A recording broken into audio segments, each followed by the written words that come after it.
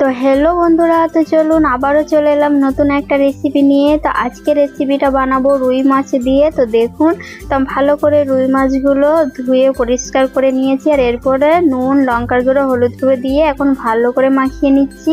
তা আপনারা তো দেখতেই পাচ্ছেন যে কত সুন্দর করে মাখিয়ে নিয়েছি। আর এরপর আমি তেল গরম করে নেবো। তো এই যে আমার তেল গরম হয়ে গেছে, আর এখন আমি সব মাছগুলো দিয়ে ভালো করে ভেজে নেবো। কোনো রকম ঝামেলা ছাড়াই খুব সহজভাবে এই রেসিপিটাকে আজকে তৈরি করব। তো দেখতেই থাকুন। তো এই যে আমি এখন মাছগুলো উল্টে দিচ্ছি, আর এরপর আমি কিন্তু মাছগুলো ভালো করে ভেজে নেব। তো এর আগে আমি আপনাদের সঙ্গে কাতলা মাছের রেসিপি বানিয়ে দেখিয়েছি, তো যেটা আমার যা বানিয়েছিল। আর আজকের এই রুই মাছের রেসিপিটা আমি নিজে বানাচ্ছি, তো দেখে বলবেন কেমন হয়েছে।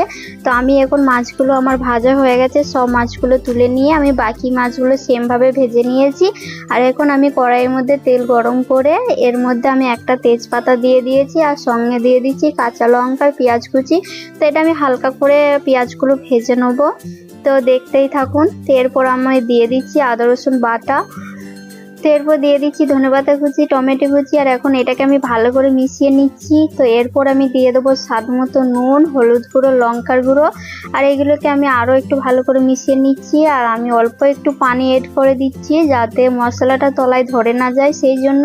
আর সব শেষে দিয়ে দিচ্ছি জিরে গুঁড়ো, ধনে গুঁড়ো, আর এখন আমি এটাকে ভালো করে মিশিয়ে নিচ্ছি। তো মশলাটা অনেক ভালোভাবে কিন্তু আপনাদেরকে কষিয়ে নিতে হবে, কারণ যত ভালোভাবে কষানো হবে তত কিন্তু তরকারির টেস্ট বেড়ে যাবে। তো সেই জন্য। তো এই যে দেখতেই পাচ্ছেন যে আমি কত সুন্দর করে মশলাটা কষিয়ে নিয়েছি। আর এরপর আমি পরিমাণ মতো পানি এড করে দিচ্ছি, আর এরপর আমি কিছুক্ষণ ঢাকা দিয়ে দিলাম। আর এখন এই যে ঝোলটা ফুটে গেছে, আর এরপর আমি সব ভেজে রাখা মাছগুলো দিয়ে দিলাম। আর এখন আমি আরও কিছুক্ষণ ভালো করে ঢাকা দিয়ে ফুটিয়ে নেব। তো দেখতে থাকুন। তো এই যে আমার 10 মিনিট হয়ে গেছে, আর এই যে দেখতেই পাচ্ছেন যে আমার তরকারিটা কিন্তু এখন হয়ে গেছে।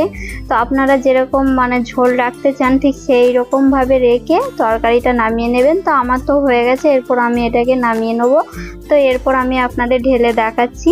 তো এই যে দেখুন কত সুন্দর হয়েছে, কত সুন্দর কালারটা এসেছে।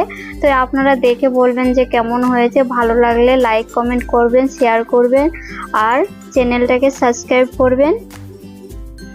যারা যারা আমার ভিডিও দেখেন তো তাদেরকে বলছি আপনাদের সবাইকে অনেক অনেক ধন্যবাদ। তো আপনারাও ভালো থাকবেন, আর দেখা হবে নেক্সট ভিডিওতে। তো ভালো থাকবেন।